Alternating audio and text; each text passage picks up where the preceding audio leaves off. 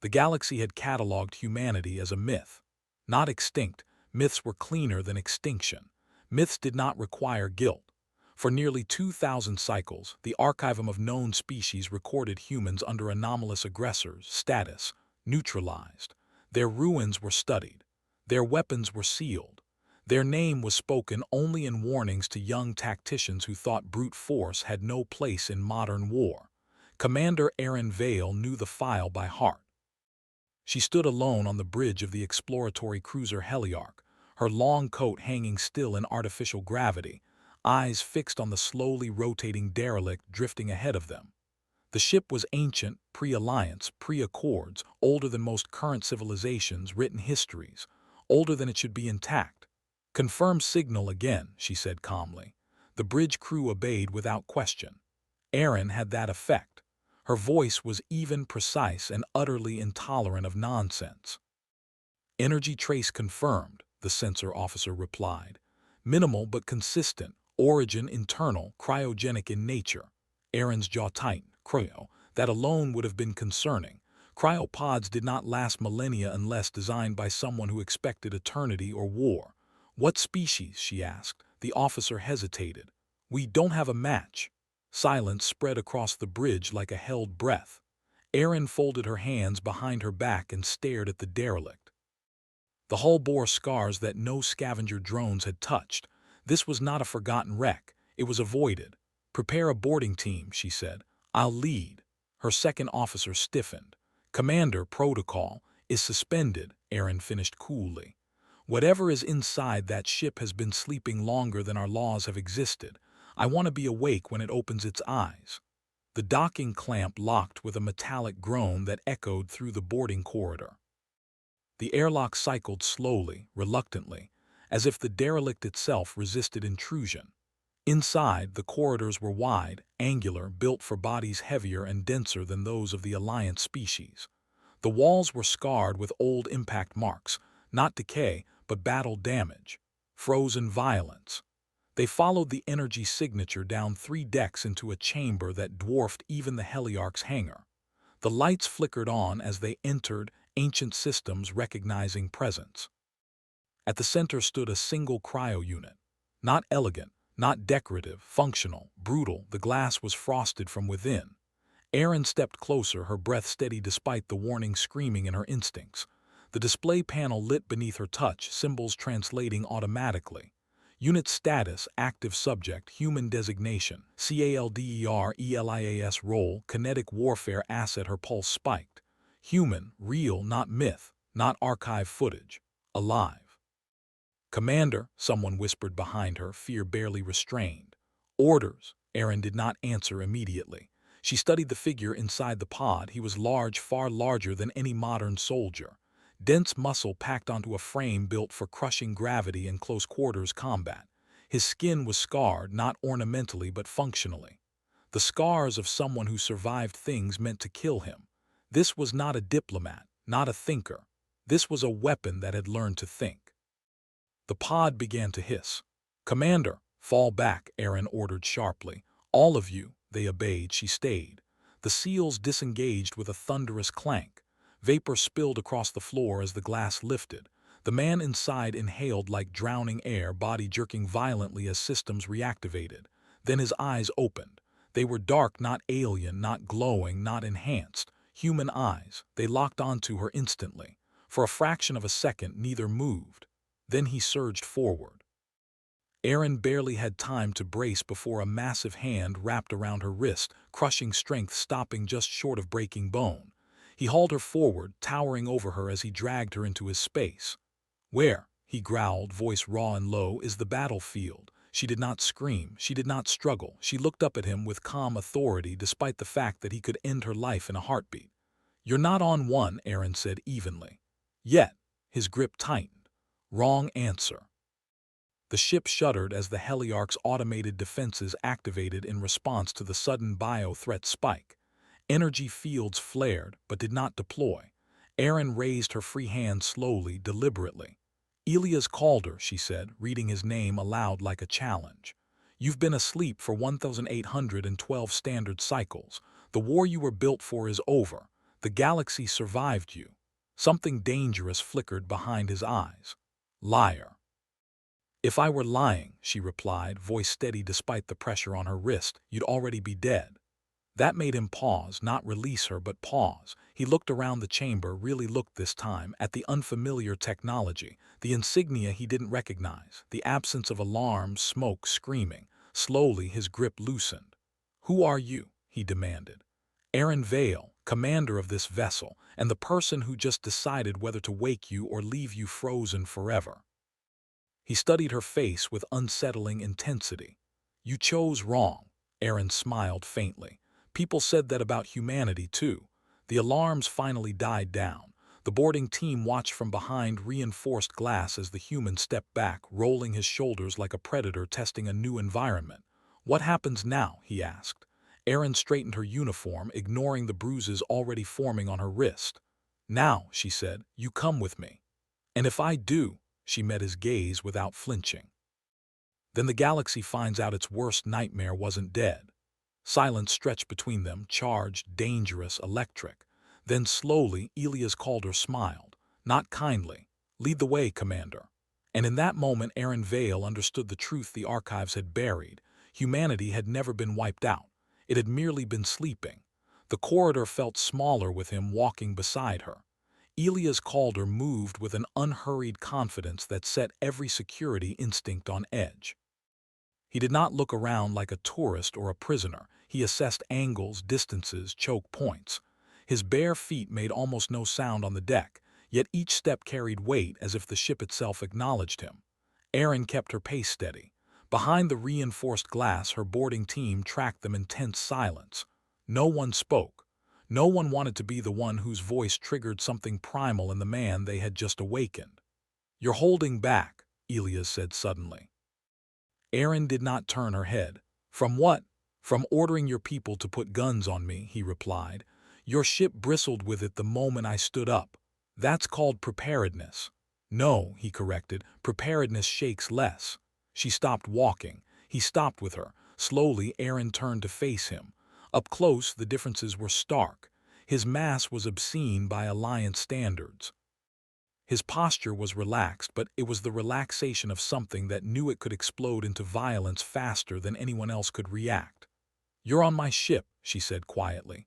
Surrounded, unarmed, outnumbered. Elias tilted his head. And yet you're the one measuring words. Aaron held his gaze for a long moment, then keyed the door to the observation deck. The room beyond was wide open, lined with star viewports. A neutral space. Intentional. She stepped inside. He followed. The door sealed behind them. Only then did she speak again. You were classified as a kinetic warfare asset. That suggests more than brute force. You weren't frozen as a soldier. You were frozen as insurance. Elias' jaw tightened. They told you that, he asked. They told me everything they wanted forgot. He walked to the viewport, staring out at the starfield. The galaxy beyond was wrong, constellations displaced, familiar patterns broken. His reflection stared back at him in the glass, older than the stars he remembered, unchanged while everything else had moved on without him. They called us unstable, he said, too aggressive, too unpredictable. And were you? He laughed softly. There was no humor in it. We adapted faster than they could control. That scared them. Erin folded her arms. So they buried you. They tried, Elias replied. But you don't bury a species like mine. You pause it, delay it. And hope it never wakes up angry. Silence settled between them. The ship hummed quietly around them, systems resuming normal operations as if nothing extraordinary had happened. Erin finally asked the question she had been holding back since the cryopod opened. What do you want? Elias turned from the viewport and looked at her fully this time. Not as a threat, not as prey, as a choice. I want to know why you woke me, he said. Because it wasn't curiosity. She exhaled slowly. Because the Alliance is dying, she said. Not loudly, not dramatically, quietly. We negotiated ourselves into weakness. We outsourced survival to treaties and assumptions, and now something is pushing at the edges of known space, something that doesn't care about consensus. Elias' eyes sharpened. War, he said. Invasion, she corrected. Different rules, different enemy. Then why me, he asked. Why not your fleets? Because fleets hesitate, Erin replied. You don't. A flicker of something unreadable crossed his face. You want a monster, he said flatly. I want a deterrent, she said. There's a difference. Elia stepped closer, the air between them tightened. You're betting your species on something you barely understand. Yes, Aaron admitted, because the alternative is extinction by politeness. He studied her carefully now, not her rank, not her uniform, her spine, her eyes, her refusal to look away. You're dangerous, he said at last. So are you. A slow smile crept across his face. That's why this works. The ship shuddered suddenly, not violently, but enough to draw attention. A warning tone chimed through the observation deck. Erin tapped her wrist console, her expression darkened. We've been tracked, she said. Unknown signature, not alliance, not registered. Elia's posture shifted instantly. The stillness vanished, replaced by readiness so sharp it was almost visible. Show me. The main display flared to life, projecting a three-dimensional tactical overlay. A ship, no, not a ship. Something organic, asymmetrical, wrong hung at the edge of sensor range. Elias stared at it. For the first time since waking, his confidence faltered. That's not possible, he murmured. Aaron looked at him sharply. You recognize it? Yes, he said quietly. And if that thing is here, he turned to her, eyes hard. They weren't hunting us, he continued. They were waiting. The alert escalated. Red indicators bloomed across the display as more signatures appeared, slipping out of sensor shadow like predators emerging from deep water. Aaron's hand tightened into a fist. How bad? She asked. Elias didn't hesitate. If they've evolved, he said, then everything you think you know about warfare is obsolete. He stepped toward the door, already moving as if the ship belonged to him. Commander, he added over his shoulder, you wanted a deterrent. She followed him without hesitation. Yes, she said. I did. He glanced back once, eyes burning with something ancient and resolute. Then don't ask me to be gentle. The heliarch turned toward the oncoming darkness, its engines flaring as the galaxy's oldest mistake prepared to remind the universe why it had been buried in the first place. The heliarch burned hard toward the unknown contact, engines flaring brighter than protocol allowed. On the bridge, tension had sharpened into something brittle. Officers moved with clipped efficiency, eyes flicking again and again toward the tall human standing just behind the command dais. No one had ordered him there. No one had stopped him. Elias Calder watched the tactical display like a predator watching prey through brush. They're testing you, he said. Aaron glanced sideways. Testing how? They haven't fired, they're pacing your vector, seeing how you respond. His fingers twitched slightly, as if remembering a weapon that wasn't there. They want to know if you're still soft. And if we are, he looked at her then they take you apart slowly. Aaron did not look away. What would you do? Elias stepped forward, placing a heavy hand on the edge of the console. The metal creaked faintly under his grip. I would make the first move, he said, and I would make it incomprehensible. The unknown vessel shifted position. Its silhouette rippled, geometry bending in ways that hurt the eye. A low-frequency hum vibrated through the hull, not quite sound, not quite pressure. Several officers winced. Psychic interference, the comms chief muttered. Low level but spreading. Aaron felt it too, a crawling sensation at the base of her skull, like fingers brushing the edges of her thoughts. She forced herself to remain upright, focused. Elias frowned. That won't work on me, he said, almost conversationally. She looked at him sharply. Why not? Because they need something to grab, he replied. Noise, patterns, emotion. Humans like me don't broadcast much. The hum intensified. One of the junior navigators cried out and slumped in their chair, hands clutching their head. Medical, Aaron snapped. Elias was already moving. He crossed the bridge in long strides and stopped in front of the afflicted officer. He crouched, placing 2 fingers against the side of the navigator's neck, then pressed his forehead briefly to theirs. The hum faltered. The navigator gasped and collapsed forward, breathing hard but conscious. What did you do? Aaron demanded. Elias stood slowly. I grounded them. Same trick we used in my time when something tried to get inside your head. With what? She pressed. With something heavier, he said simply. Me. The unknown vessel finally reacted. A lance of dark energy arced across space, not aimed at the heliarch's hull, but at its sensors. The tactical display exploded into static. "They're blinding us," the sensor officer shouted. "No," Elias corrected, "they're isolating us." The ship shuddered as space itself seemed to fold, stars stretching unnaturally. Erin felt her stomach drop. "Interdiction field," Elias nodded. "Old tech, ugly, effective." The bridge lights dimmed, backup systems kicked in. "We're trapped," someone whispered. Erin closed her eyes for half a second, then opened them.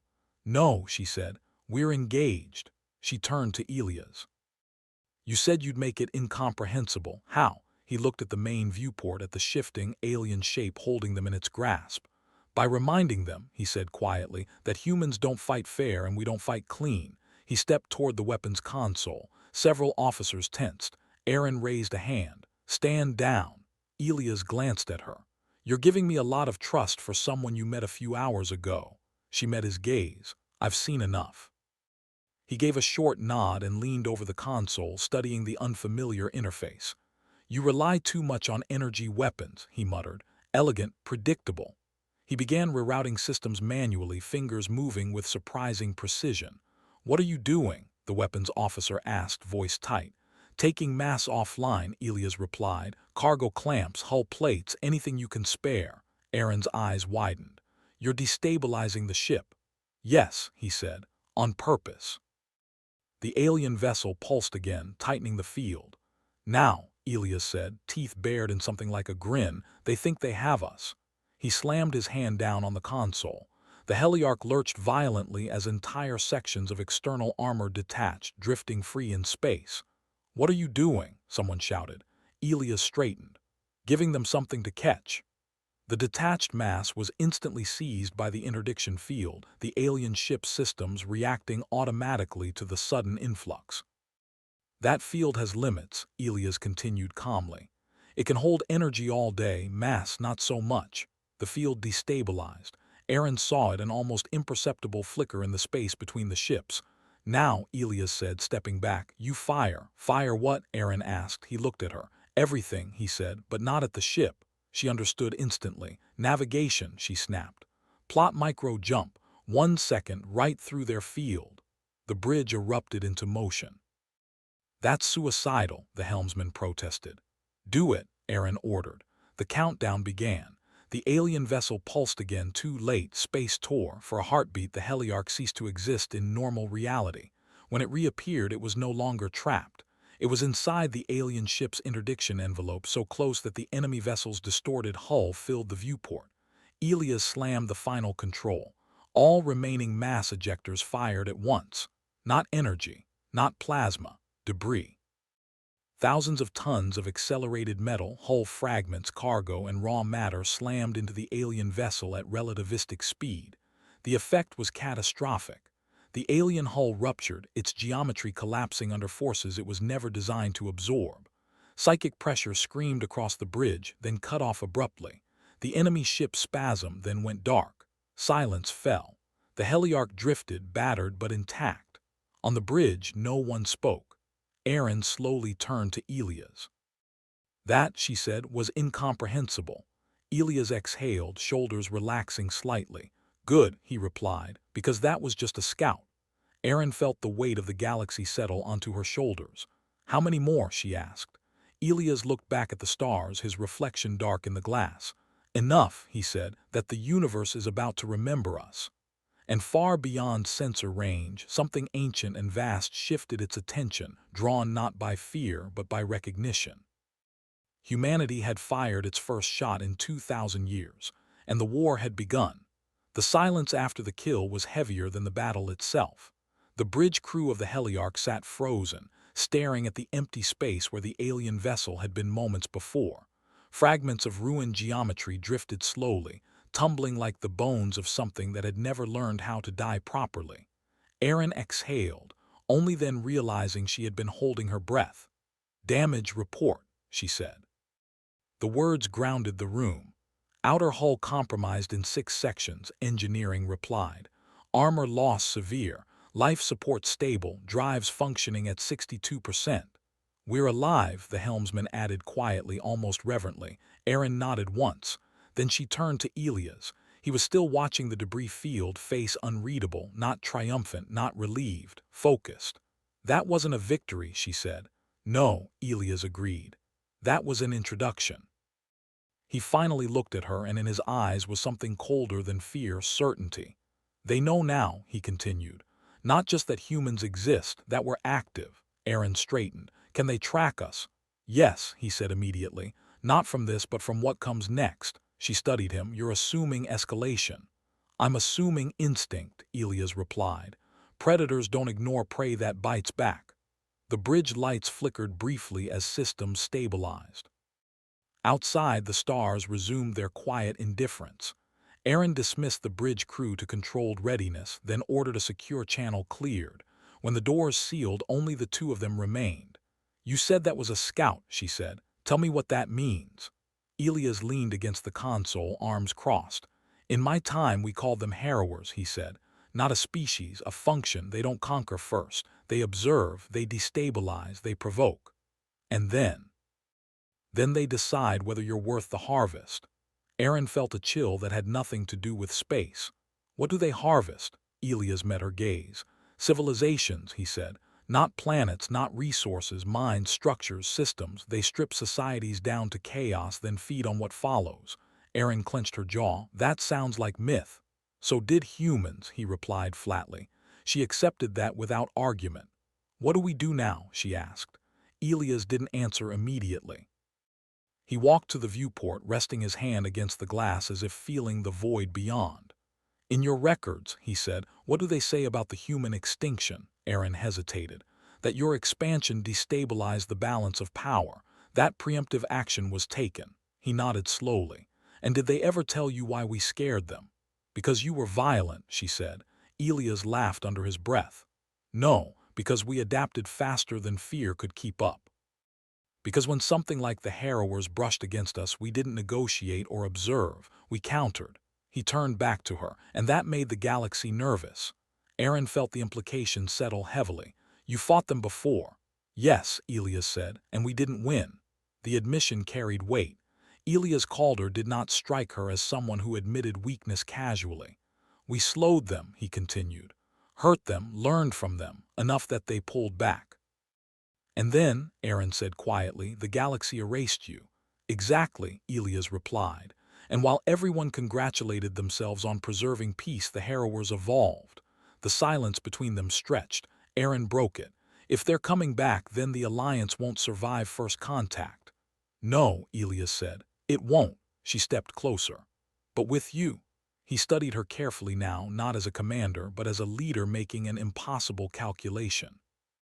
With me, he said slowly, you don't get peace, you get survival at a cost. What cost? Control, Elias answered. Illusions, moral comfort. Aaron did not flinch. I've read the casualty projections, she said. For the next 50 cycles, star systems destabilizing, borders collapsing, we're already paying the cost, just slowly. He searched her face, perhaps looking for doubt. He didn't find it. You're asking me, he said, to become visible. Yes, she said, fully. That makes me a symbol. Yes. And symbols get hunted. Aaron's voice softened but did not weaken. So do commanders. For the first time since she met him, Elias looked something like impressed. Then here's the truth, he said. If we do this, you don't put me in chains, you don't hide me behind committees, you don't soften what I am for political comfort. She met his gaze, agreed. You give me reach, he continued. Resources, mobility, authority in combat zones. Yes. And when the harrowers realize what woke up, he said quietly, they will come for me first. Aaron didn't hesitate. Then they'll come through us, she said. Elias held her eyes for a long moment. Something unspoken passed between them, an understanding forged not in trust but in aligned necessity. Very well, he said. Then we start immediately. Start what? He smiled. It was not kind. Reminding the galaxy, he said, why it was afraid to let us live. The heliarch turned away from the debris field and jumped to FTL, carrying with it a truth the universe had buried too deep. Humanity had not been a mistake. It had been a warning. And now that warning was awake, moving, and no longer content to be silent. FTL space was never meant to be quiet. The heliarch tore through folded reality. Stars stretched into pale scars across the viewport. But inside the ship there was an unnatural stillness. Not the calm of safety, something closer to anticipation, like a held breath before impact. Aaron stood alone in the strategy chamber when Elias entered. He did not knock, he never did. "You're rerouting us," he said, more statement than question. "Yes," she replied, eyes still on the rotating hologram of Alliance space. "Away from core systems. Running, positioning," she corrected. "If we reappear near a population hub, panic will spread faster than truth." Elias studied the map. Trade lanes, defense grids, political fault lines disguised as borders. "You're thinking like a diplomat," he said. "I am one," she replied calmly. "Unfortunately," he snorted. "Then let me ruin that for you." She finally turned to face him. "I was hoping you would." He stepped closer to the table and began moving markers with his fingers, clusters of stars, corridors of influence. "Your alliance," he said, "is too centralized, too symmetrical. That's why something like the Harrowers can predict you." "They don't know our politics," Aaron said. "They don't need to," Elias replied. "They read reactions. You respond to threats with meetings, with alignment, with caution." She folded her arms. "And humans respond with violence." "With symmetry," he corrected. "Violence is just the tool." He pointed to a remote sector, sparsely populated, largely ignored. "Here," he said, "you establish contact, controlled exposure." "With who?" Aaron asked. "Someone expendable," Elias said bluntly. "Someone loud enough that their scream echoes, but not vital enough that their loss fractures you." Aaron's jaw tightened. "You're asking me to sacrifice a system." "I'm asking you," he said evenly, "to stop pretending sacrifice isn't already happening." Silence fell. Aaron looked back at the map, fingers curling slowly. "You were right," she said at last, "about cost." Elias watched her closely now. "We can't win clean," she continued. "And if we try, we die politely." She highlighted the sector he indicated. "This region has been skirting Alliance law for decades," she said. "Independent fleets, black markets, minimal oversight." "Perfect," Elias said. "They won't follow orders," she added. He smiled thinly. "Good, chaos spreads faster than compliance." Aaron deactivated the display. "There's something else," she said quietly. He waited. "The Council will demand oversight once they learn what happened out there," she said. "They'll want you contained." "That won't happen," Elias said. "I know," she replied. "But they don't." She stepped closer, lowering her voice. "When they try," she continued, "I need to know what you'll do." Elias looked down at her. For the first time there was no calculation in his eyes, just truth. "I will not be caged again," he said. "By anyone," Aaron nodded. "Then neither will I." That made him pause. "You'd turn on your own government." "I'd turn on extinction," she replied, "if the two conflict." Something shifted between them then, not trust, not affection, alignment. The ship dropped out of FTL with a violent shudder. Alarms chimed, not red but amber. "Unidentified signals," the bridge reported. "Multiple fleets, non-standard formations." Aaron and Elias moved as one, striding onto the bridge. The viewport filled with ships, dozens of them, patchwork hulls, illegal modifications. Weapons bolted onto frames never meant to carry them. Pirates, mercenaries, free captains. They bristled like a nest of armed insects, weapons half-charged, waiting. "Broadcast open channel," Aaron ordered. The comm officer hesitated. "Commander, they're not Alliance-aligned." "They won't do it," Elias said. The channel opened. A scarred, augmented face filled the main display. The captain's eyes widened when he saw Elias standing beside Aaron. "Well, I'll be damned," the pirate said. "Alliance finally higher muscle." Aaron stepped forward. "This is Commander Aaron Vale," she said. "By authority of the Alliance," the pirate laughed. "Authority doesn't reach out here." Elias leaned forward slightly. "Good," he said. The pirate's laughter died. "Listen carefully," Elias continued, voice carrying without amplification. "Something is coming, something that doesn't negotiate, doesn't ransom, and doesn't stop once it starts." "Sounds like Alliance propaganda," the pirate sneered, though uncertainty crept in. Elias' eyes hardened. "You saw the wreckage drifting near the Helix expanse 3 cycles ago," he said. "Ships torn apart without energy burns. Crews found alive but empty." The pirate stiffened. "That wasn't us," he said quickly. "I know," Elias replied. "That was a scout." The channel erupted, voices overlapping, sudden tension rippling through the fleets. "You want protection," Elias continued. "You won't get it from treaties, you'll get it from adaptation." Aaron watched the reaction carefully. Fear, curiosity, greed. "What's the price?" the pirate demanded. Elias didn't look at Aaron when he answered. "Loyalty," he said. When the sky breaks, you move where I tell you. You hit what I tell you, no questions. And if we do, Elias smiled. Then you die first, silence. Then slowly the pirate leaned back. You really are human, he said. Elias didn't deny it. One by one, other captains began opening channels. Aaron felt it then, the shift. Not unity, momentum. The galaxy was not rallying around the alliance. It was rallying around the idea that something worse than chaos was coming. And at the center of it stood a man the universe had tried to erase. Elias Calder, weapon, warning, catalyst. Aaron looked at him, standing tall amid the growing storm, and understood the final truth. She had not awakened a soldier. She had unleashed a turning point, and the galaxy would never be the same again. The first harrower strike came without warning. Not on the pirates' flotilla, not on the Heliarch, but 3 systems away, deep inside Alliance territory where confidence still outweighed caution. The news reached them as compressed emergency bursts, stripped of emotion by protocol but horrifying in implication. System: Keller Prime status. Silent population. 4.2 billion cause. Unknown. Aaron stood motionless as the data scrolled past. Strategy chamber was filled with the low murmur of engines and the distant echo of crews working at battle readiness. Around her, the newly allied captains watched in stunned silence. Elias said nothing. He did not need to. They're proving a point, Aaron said quietly. Yes, Elias replied, and testing response time. One of the pirate captains slammed a fist into the table. That system had a full defense grid. Elias finally looked at him. Which means nothing if you don't understand the weapon. Aaron turned to him sharply. They didn't destroy the planet. No, Elias agreed. They erased it. He keyed the projection himself. The image that filled the room was worse than debris fields or orbital fire. Keller Prime was intact. Its cities still stood, its oceans still moved, but every living mind was gone.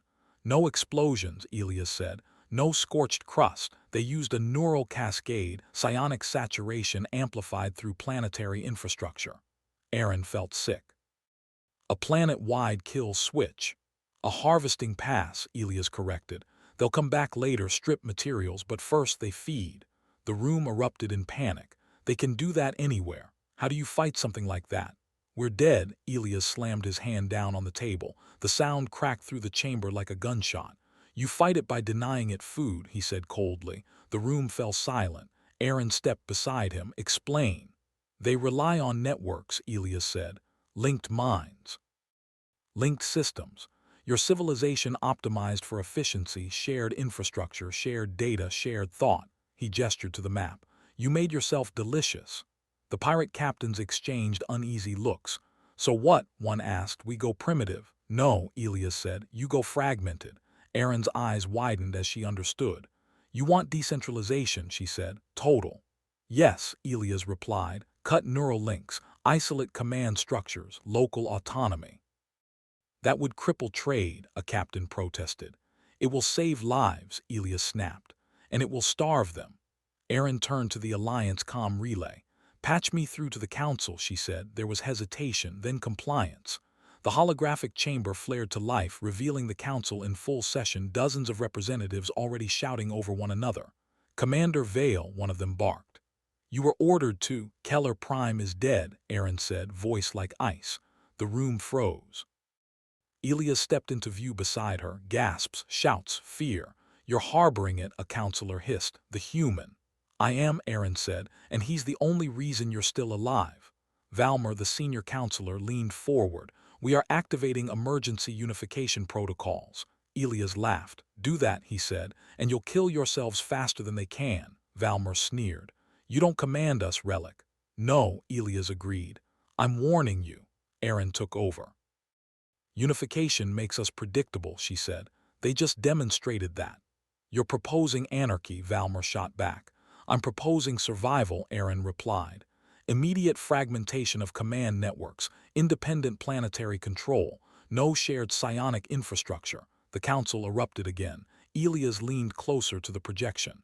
You have 12 hours, he said. After that, they hit again. Valmer's eyes narrowed. And if we refuse?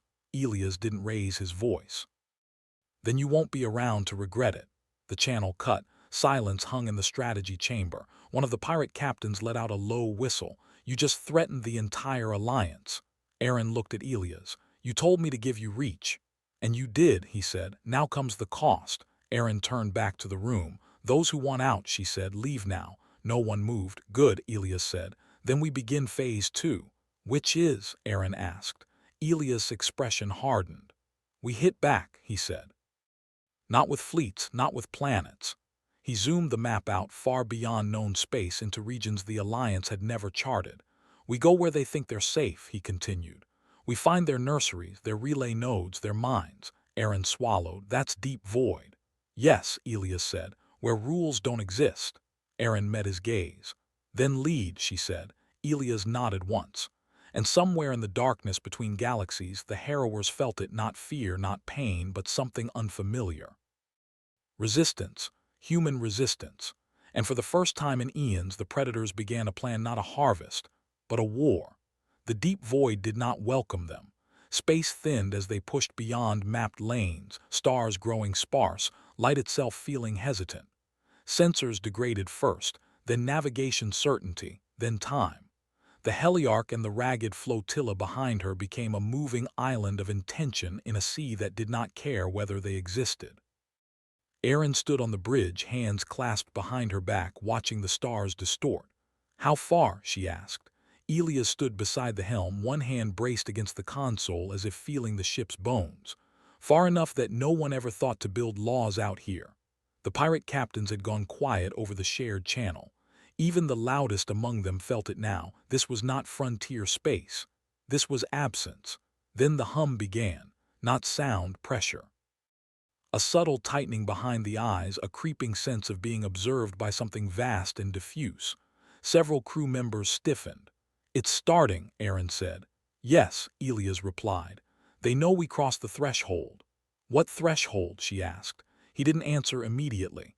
His jaw tightened, eyes unfocused for a moment, as if memory had surfaced from somewhere deep and buried. "The line," he said finally, "where prey stops running and starts hunting back." The first relay node revealed itself not visually but cognitively. One moment the space ahead was empty. The next, everyone on the bridge knew something was there. Crew members cried out, clutching their heads. The pressure intensified, thoughts tangling, emotions bleeding into one another. Aaron staggered, catching herself on the rail. "Elias," she gasped. He was already moving. He stepped forward into the open space of the bridge, shoulders squared, posture relaxed in a way that was deeply unsettling. The pressure broke against him like surf against rock. "Seal the bridge," he ordered. "Isolate life support, kill non-essential feeds." Officers hesitated, then obeyed. As systems shut down, the psychic noise lessened, focusing. The viewport shimmered, something emerged. It was not a ship, not in any way the Alliance defined one. It was a structure of layered thought and matter, semi-organic, semi-conceptual. It hurt to look at, not because of light, but because the mind rejected its geometry. Harrower relay. "Broadcasting now," Elias said quietly. "Broadcasting what?" Aaron asked. He closed his eyes himself. The pressure surged, then recoiled. The relay pulsed violently, tendrils of light lashing out as if confused, offended. Aaron stared at Elias. "You're projecting." "Standing still," he replied. "They don't like it." The relay began to fracture, not physically but coherently. Its presence flickered, signals collapsing inward. "They're trying to adapt," Elias said. "Trying to map me." "Can they?" Aaron asked. He opened his eyes. "They already tried," he said. "A long time ago." He raised one hand slowly, deliberately. "Fire," he said. The flotilla obeyed, not with energy weapons, but with mass drivers, kinetic payloads, and improvised munitions scavenged from pirate holds and Alliance stockpiles alike. The relay convulsed as the first impacts landed. Psychic backlash ripped through space. Several smaller ships lost power instantly, drifting. The heliarch shook violently, alarms screaming. "Hold formation," Aaron shouted. Elias did not move. The relay screamed not in sound but in thought. A wave of alien panic washed outward, raw and unfiltered. For a brief, terrifying moment Aaron felt it, confusion, pain, rage, then silence. The relay collapsed inward, folding into itself until it vanished, leaving nothing behind. The pressure lifted. Crew members gasped, some collapsing where they stood. The pirate channel erupted. What the hell was that? Did we just kill it? Is it gone? Elias exhaled slowly. One node, he said, of many. Erin turned to him, her face pale but steady. They felt you, she said. Yes, he replied, and they'll respond. Yes, she studied him carefully. Are you afraid? He met her gaze. I was afraid once, he said, when we thought we were alone. He looked back at the empty void where the relay had been. We aren't anymore. The ship's sensors flickered, then stabilized. New data streamed in. Commander, the sensor officer said, voice tight. Multiple contacts, not here but everywhere. Erin's blood ran cold. Define everywhere. Across Alliance space, the officer continued. How were signatures appearing, then withdrawing? Elias nodded slowly. They're retreating, he said. Relief rippled through the bridge. Erin did not share it. Why does that worry you? Because predators don't retreat when they're losing, Elias said. They retreat when they're learning. The pirate captains began shouting again, arguing, celebrating, panicking. Erin muted the channel. She turned to Elias. You just declared war across the galaxy. No, he corrected. They did, we just answered. She hesitated, then asked the question she had been avoiding. How does this end? Elias was quiet for a long moment. Either we fragment enough that they starve, he said, or they adapt enough that fragmentation stops mattering. And then, he said softly, it becomes what it always was. Erin swallowed. Which is? A test, Elias replied, of whether a civilization deserves to keep going. She looked at him, this relic, this weapon, this unwilling prophet of survival. And humanity, she asked. What do you deserve? Elias looked back at her, something almost like weariness in his eyes. We deserve the chance, he said. Nothing more, nothing less. The heliarch turned deeper into the void, carrying with it a war that would not be fought on maps or treaties, but on the very structure of thought itself.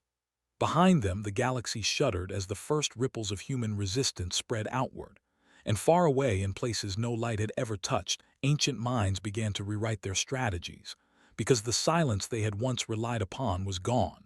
The war did not explode. It unraveled. Across Alliance space, fragmentation spread like controlled fire. Worlds cut neural lattices. Fleets abandoned centralized command. Civilizations that had once prided themselves on unity learned painfully how to stand alone without collapsing. At first, the harrowers adapted. They shifted frequencies, changed attack vectors, abandoned obvious harvests for subtler incursions. Where once they erased planets, they now whispered into border systems, sowing paranoia, turning species against one another. But something fundamental had broken. They could no longer see the galaxy as a single organism, and starvation had begun. On the heliarch, months blurred into a relentless rhythm of strikes and retreats. Relay nodes fell, some violently, others silently as their signals collapsed when Elias simply stood in their presence long enough. Each time the psychic backlash weakened. Each time the harrowers learned less. Erin watched the change in him more closely than the war. Elias Calder did not age, but he wore time differently now. Not as grief, not as rage, but as weight. He spoke less. When he slept, it was brief and dreamless. When he fought, it was precise, almost surgical, less weapon, more anchor. They stood together now on the observation deck, the stars ahead calmer than they had been since the war began. The Council just transmitted a full withdrawal, Erin said quietly. They've dissolved the alliance. Elias nodded. Good. No more central authority, she continued. Independent systems. Mutual defense by choice, not mandate. Then they learned, he said. Erin turned to him. Or they broke. Same thing, Elias replied. A long silence passed. They're not coming back, Erin said finally. The harrowers. No, Elias agreed. They can't feed anymore, not here, she hesitated. And if they evolve again, Elias looked at the stars, not at any one of them, but at the spaces between. Then they'll remember this place, he said, and they'll remember me. Erin studied him. You could leave. Vanish again. Let the galaxy rebuild without you. He shook his head. That's how this started. She stepped closer. Then what will you do? Elias considered the question longer than any before it. I'll stay visible, he said, not as a ruler, not as a weapon. As what? She asked. He looked at her. As proof, he said. That survival doesn't require perfection, just refusal. The ship drifted in silence. Below them, a newly independent world ignited its lights, first tentative, then bright. life continuing without permission. Erin exhaled slowly. "They'll write myths about you," she said. "They already are." Elias almost smiled. "Let them," he replied. "Myths are safer than forgetting." She rested her hand against his arm, not possessive, not ceremonial, grounded. The galaxy moved on, not unified, not peaceful, but alive. And somewhere in the quiet between stars, the most dangerous lesson of all endured, that humanity was never the strongest species, only the one that refused to disappear. The end.